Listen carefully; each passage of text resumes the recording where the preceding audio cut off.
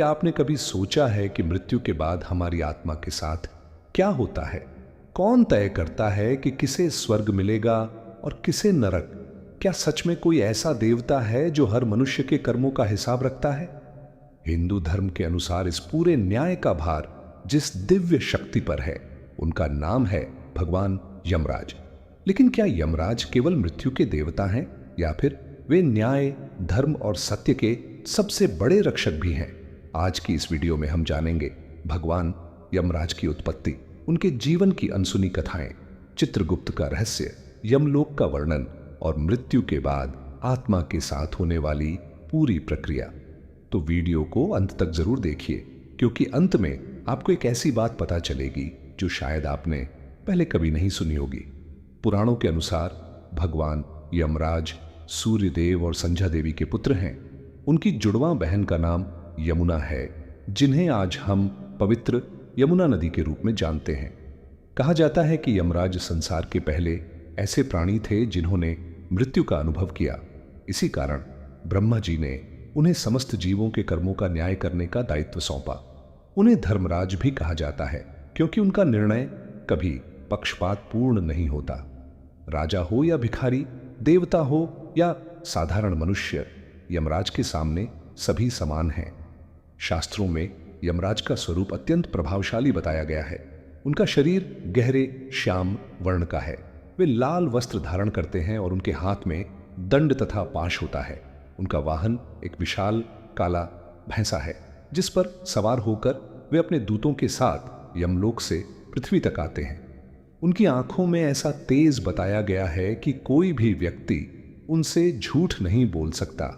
लेकिन एक प्रश्न उठता है, अगर पृथ्वी पर अरबों लोग हैं तो यमराज हर व्यक्ति के कर्मों का हिसाब कैसे रखते होंगे?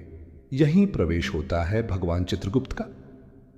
मान्यता है कि चित्रगुप्त प्रत्येक जीव के जन्म से लेकर मृत्यु तक किए गए हर छोटे बड़े कर्म का लेखा जोखा रखते हैं।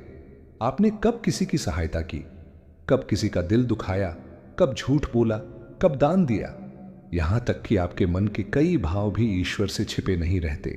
मृत्यु के बाद यही पूरा लेखा यमराज के सामने प्रस्तुत किया जाता है और उसी आधार पर न्याय होता है।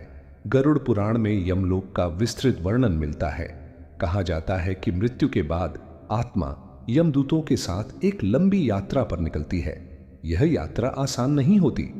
जिसने जीवन में अच्छे कर्म किए हों उसके लिए यह मार्ग सरल और शांत होता है, लेकिन जिसने दूसरों को कष्ट पहुंचाया हो, छल कपट किया हो या अधर्म का मार्ग अपनाया हो, उसके लिए यही यात्रा अत्यंत कठिन और पीड़ादायक बन जाती है।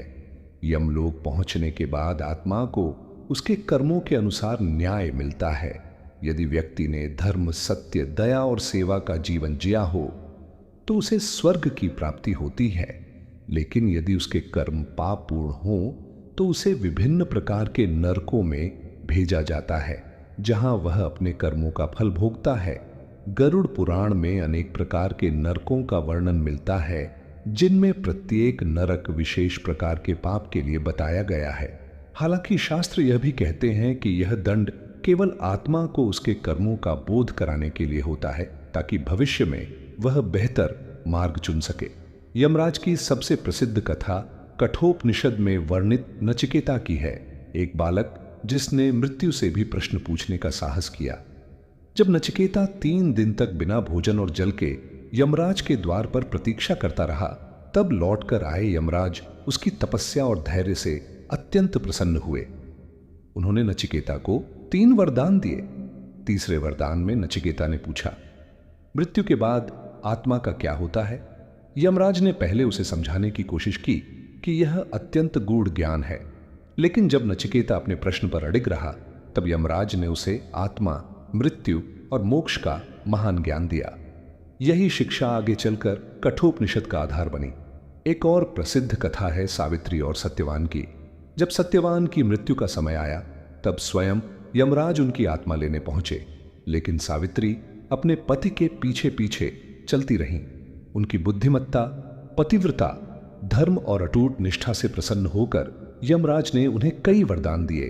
अंत में सावित्री ने ऐसा वर मांगा कि यमराज को सत्यवान का जीवन वापस लौटाना पड़ा। यह कथा बताती है कि यमराज कठोर अवश्य हैं, लेकिन धर्म और सत्य के सामने वे भी सम्मान प्रकट करते हैं। आज बहुत से लोग यमराज का नाम सुनते ही भयभीत हो जाते हैं, लेकिन वास्तव में वे किसी के शत्रु नहीं हैं। वे केवल न्याय करते हैं। वे किसी को बिना कारण दंड नहीं देते और न ही किसी के साथ पक्षपात करते हैं।